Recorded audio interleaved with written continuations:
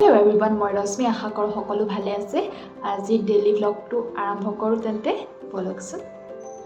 দালিয়াখিনি ঘিউত ভাজি লৈছোঁ।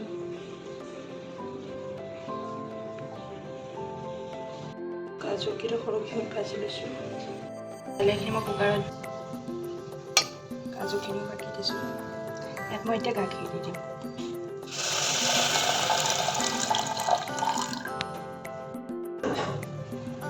দেখিছেনে দুবুৰ হৈছে যে কিমানটো জোখৰ মই গাখীৰ দিছোঁ আৰু এখন চামুচেৰে মই 4 চামুচ দালিয়া দিছিলোঁ আৰু এই 2খন চামুচেৰে 1 চামুচ মই চেনি দিছোঁ।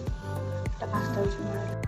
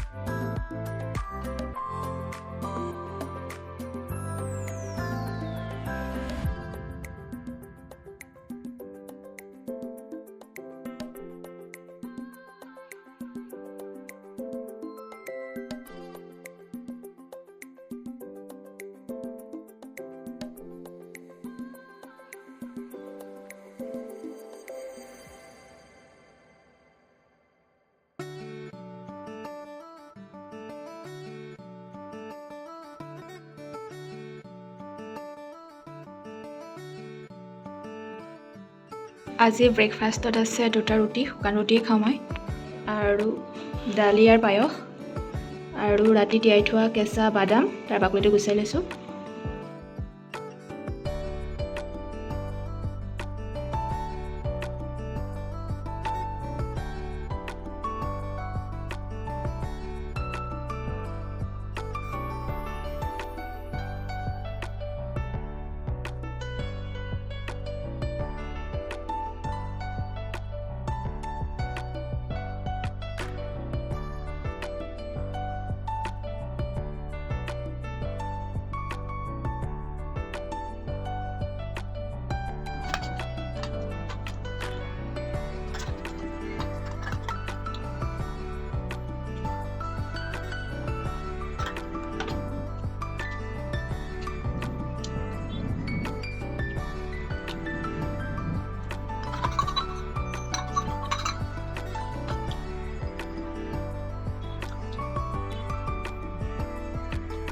ভাজ কৰি হৈ গ'ল। এতিয়া মই বাচনখিনি ধুই লওঁ, তাৰপিছত মই কাপোৰযোৰ যে কৰি আছোঁ সেই কাপোৰযোৰ কৰিম, তাৰপিছত আৰু দুপৰীয়াৰ খানা।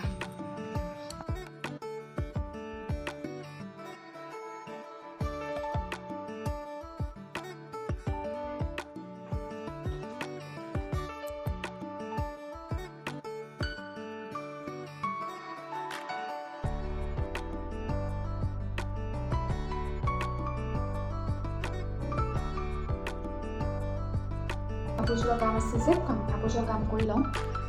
মই এতিয়া কাপোৰযোৰৰ কাম আছে, কাপোৰযোৰৰ কাম অলপ কৰি লওঁ। মই এনেকুৱা কালাৰিং কাপোৰত এনেকুৱা চিলভাৰ গ্লিটাৰ পেন ব্যৱহাৰ কৰোঁ।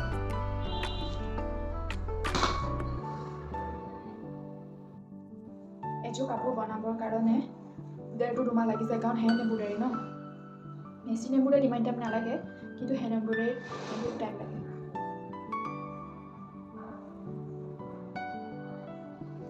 মই ব্যৱহাৰ কৰা অৰেঞ্জ গুলিটোৰ নাম্বাৰ হৈছে 332।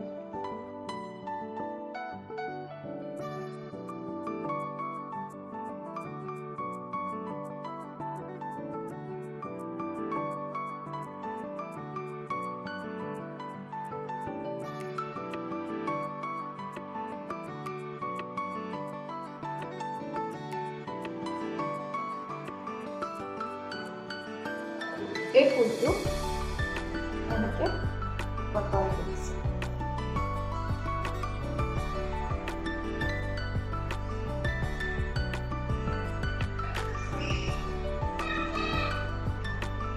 এই ফ্লাৱাৰটো এনেকৈ বুকত ফুলি আছে।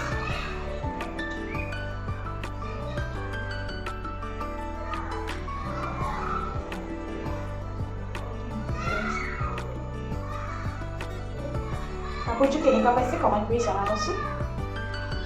আৰু যদি অৰ্ডাৰ কৰিব বিচাৰে হেণ্ড এম্ব্ৰইডাৰী কাপোৰ, তো ডি ৰশ্মি ফেঞ্চি ৱৰ্ক বুলি ইনষ্টা পেজ আছে, তাত অৰ্ডাৰ কৰিব পাৰিব।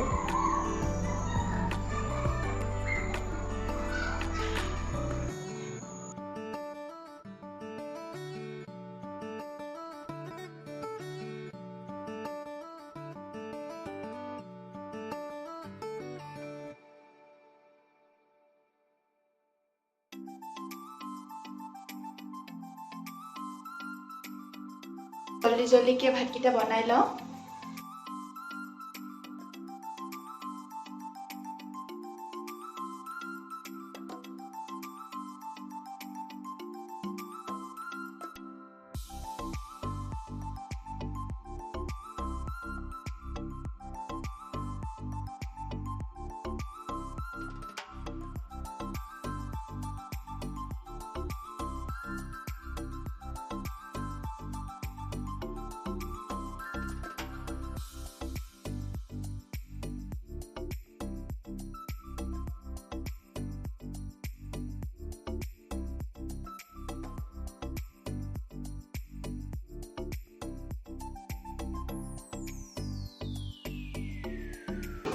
ভাত, বডি ভাজি আৰু স্কোৱাছৰ ভাজি আৰু চালাড বনাম।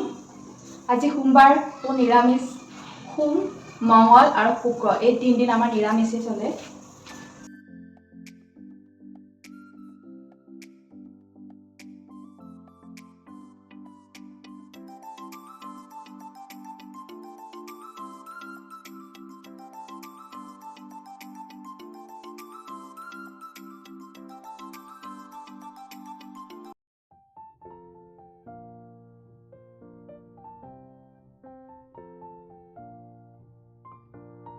অকণ বনাইছিলোঁ, তাৰে পানীটো আজিকালি জানেই বহুত বেছি পানী থাকে গাখীৰত, তো মই চাকনিৰে চাকি পেলাই এই পাইপটো লৈ লৈছোঁ। আৰু এইখিনি পানী খাই দিব পাৰি, এইখিনিতে পানী বহুত উপকাৰী হয়। এইখিনিয়েদি মই এতিয়া চালাড বনাম।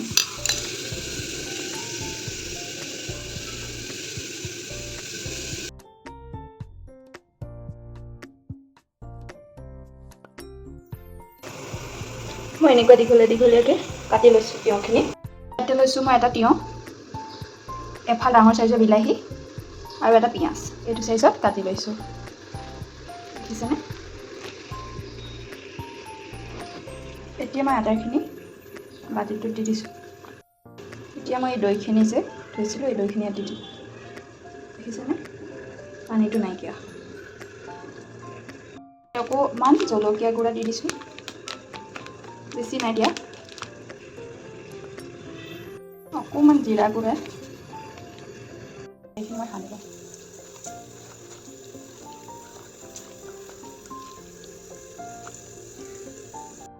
এয়া কাৰ্ড চালাড ৰেডি খাবৰ কাৰণে। কাৰ্ড চালাড, এয়া স্কোৱাছ ভাজি, এয়া বডি ভাজি। ভাজিটো বঢ়িয়া।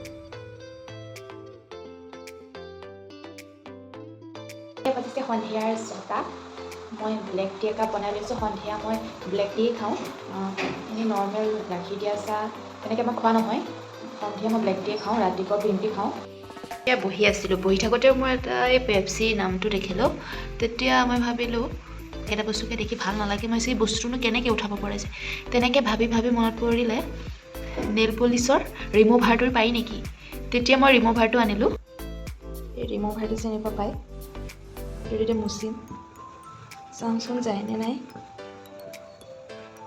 মই যেতিয়া জেকে হস্পিটেলত কৰি আছোঁ তাই ফাইলবোৰত মাৰ্কাৰেদি লিখি থোৱা থাকে গৈছে তেতিয়া মাৰ্কাৰত ওপৰৰ নামবোৰ এনেকৈ এবাৰ মুচিছিলোঁ সেইটো পটকতে মনত পৰি ইয়াতে এপ্লাই কৰি চাওঁ বুলি ভাবিলোঁ গৈছে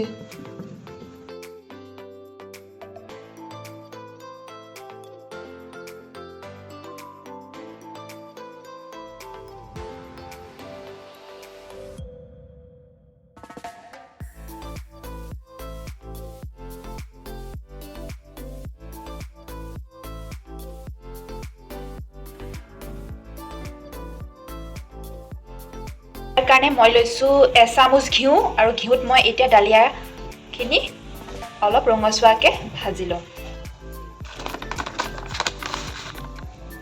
এচামুচ 2 চামুচ 3 চামুচ 4 চামুচ এইখিনি মই এতিয়া ৰঙচুৱাকৈ ভাজি লওঁ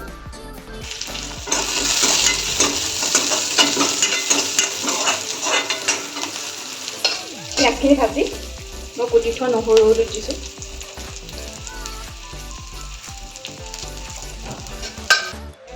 এইখিনি ভাজি লওঁ এতিয়া মই ইয়াতে দুটা আলুখিনি দি দিছোঁ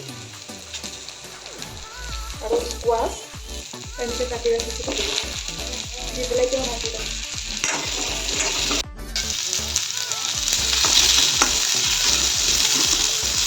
ইয়াতে মই এতিয়া দালিখিনি দি অকণমান টাইম ভাজি লওঁ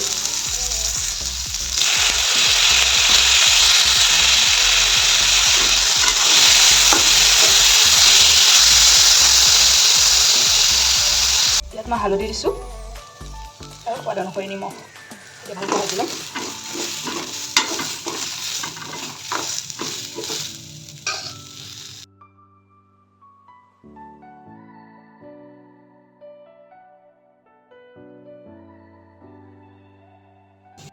ইমানটো দিছোঁ এতিয়া মই 5টা হোষ্টেল মৰাই লওঁ গ'ল আমাৰ ইয়াত ডালিয়া খিচিৰি তেন্তে আজি এই ভিডিঅ'টো ইমানতে সমাপ্ত কৰিছোঁ ভিডিঅ'টো চোৱাৰ কাৰণে বহুত বহুত ধন্যবাদ চেনেলটো ছাবস্ক্ৰাইব কৰিব আৰু কমেণ্ট কৰি থৈ যাব